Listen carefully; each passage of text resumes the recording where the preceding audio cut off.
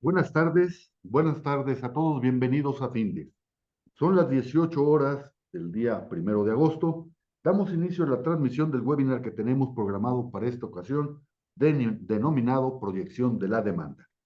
Soy Emigdio Villalobos, directivo de la Fundación. Muchas gracias por participar en este evento. Les comento que el webinario está siendo grabado y que a partir de mañana estará alojado en nuestro canal de YouTube para que ahí lo consulten cuantas veces consideren conveniente.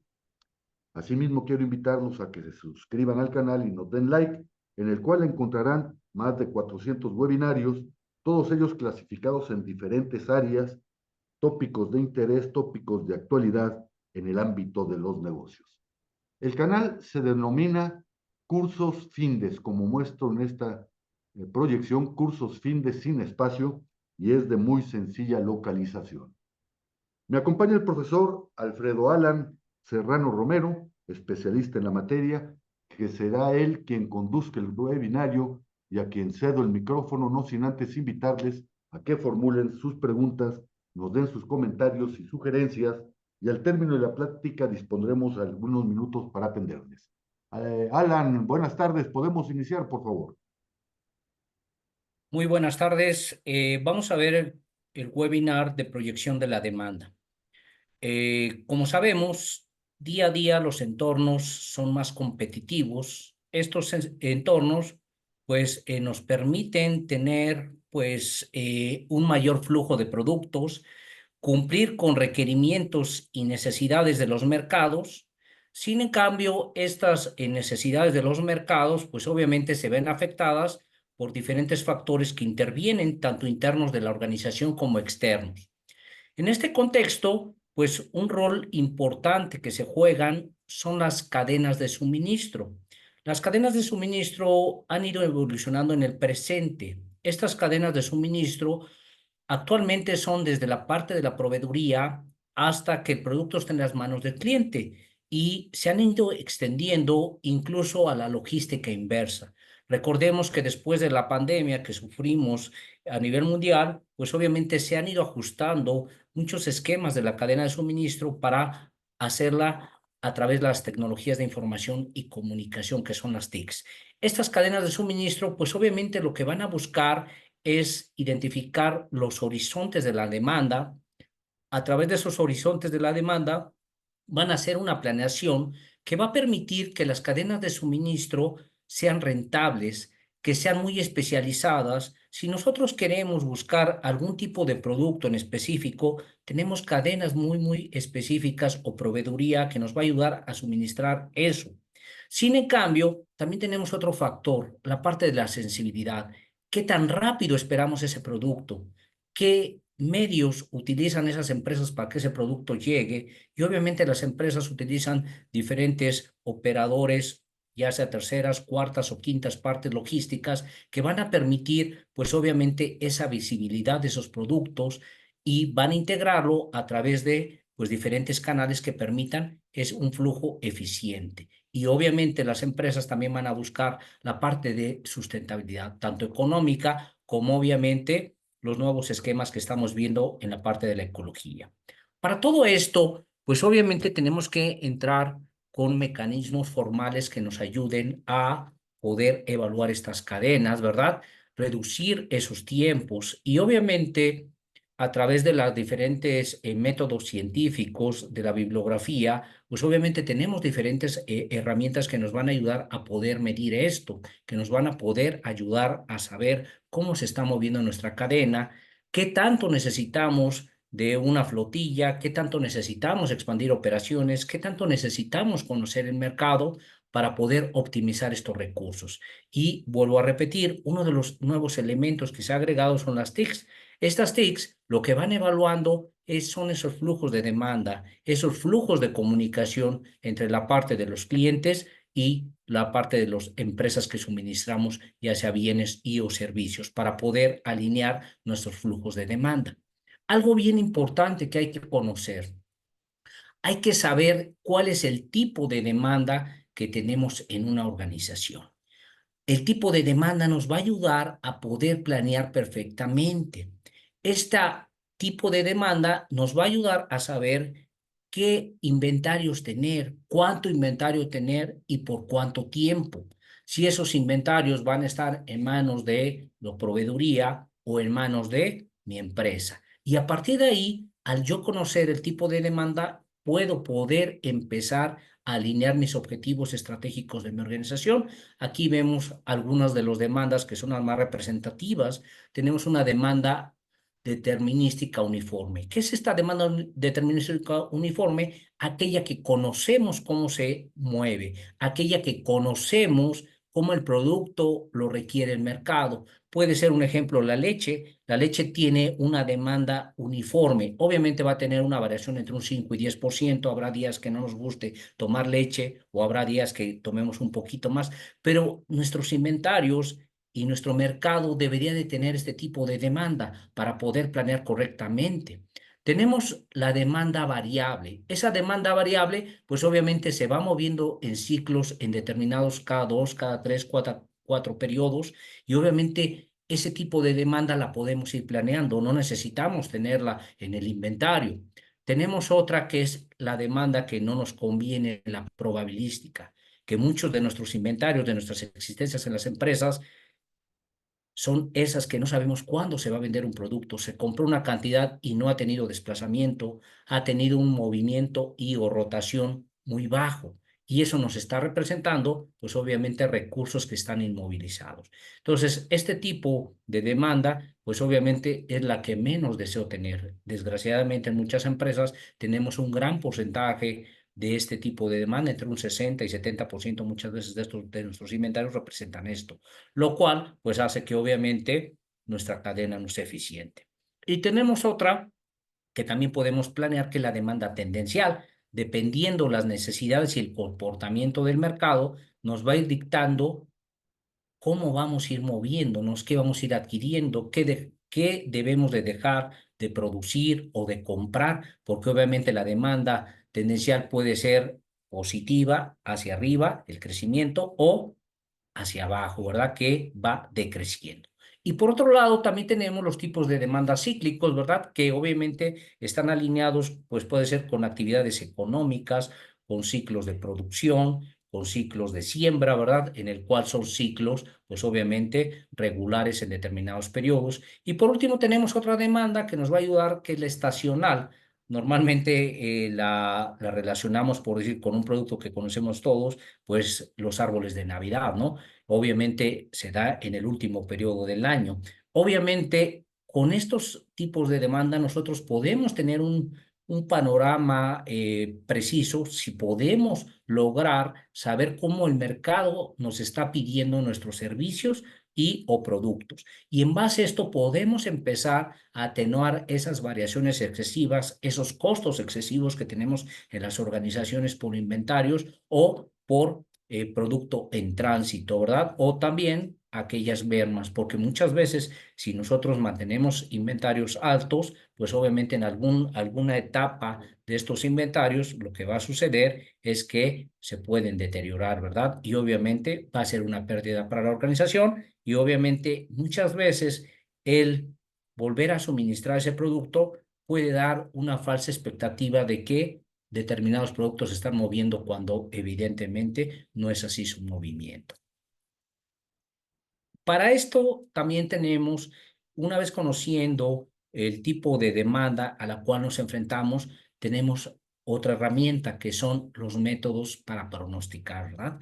Los pronósticos, pues obviamente se dividen en dos vertientes, que son aquellos que son cualitativos, que obviamente se basan en percepciones de experiencia, percepciones de conocimiento, percepciones de determinados ciclos económicos, de obviamente personas que van identificando las necesidades del mercado, pero no son métodos que muchas veces podamos cuantificar o medir de una manera muy precisa.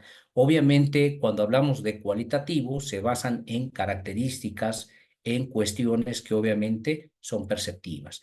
Evidentemente, estos métodos que estamos identificando aquí, como la proyección fundamental, estudios de mercado, consenso de grupos, el método Delphi, que se basa en la parte de la experiencia del conocimiento, o analogía histórica con otros productos que se hayan ido consumiendo, que hayan ido siendo similares, nos van a ayudar a los ejecutivos a tomar decisiones.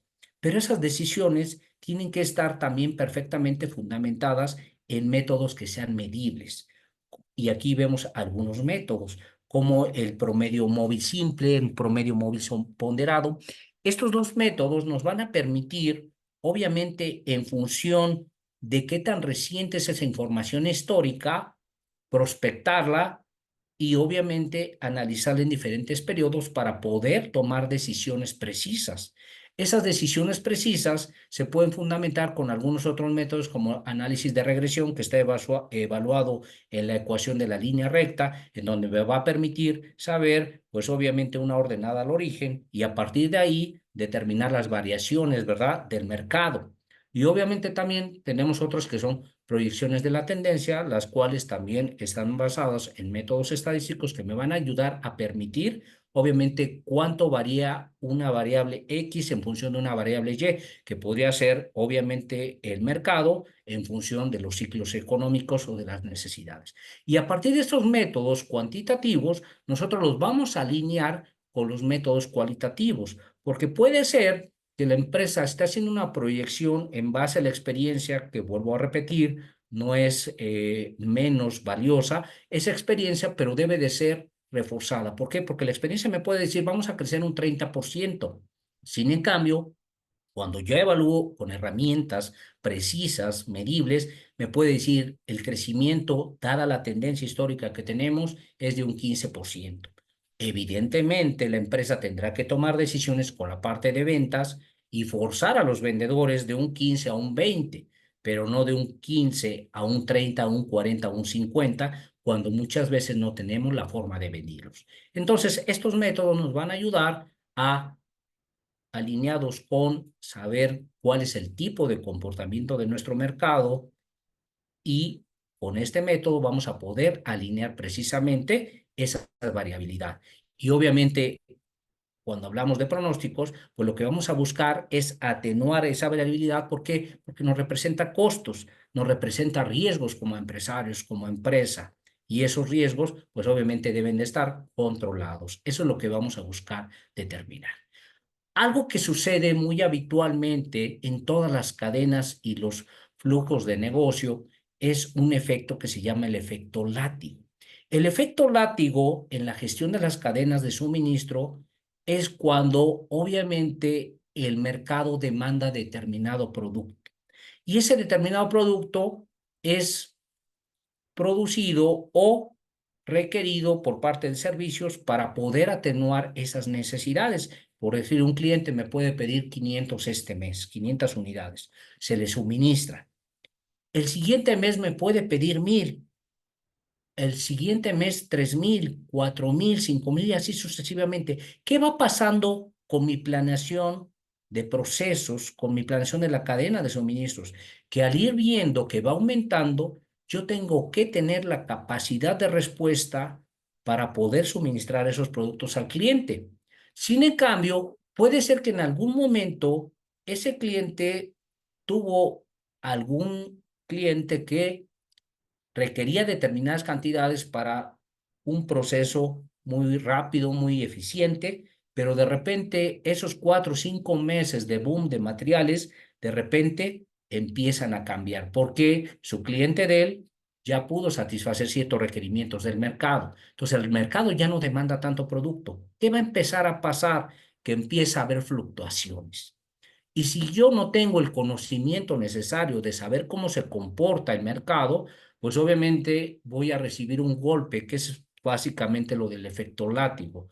Me va a requerir que ese golpe se va a ver reflejado en stock, en inventarios, que no sé si van a poder suplir o no la demanda. Y como no sé si van a poder suplir esa demanda, esas variaciones del mercado, pues obviamente lo mejor que puedo hacer es sobreinventariarme para no poder, obviamente, dejar insatisfecha esa demanda de mi mercado.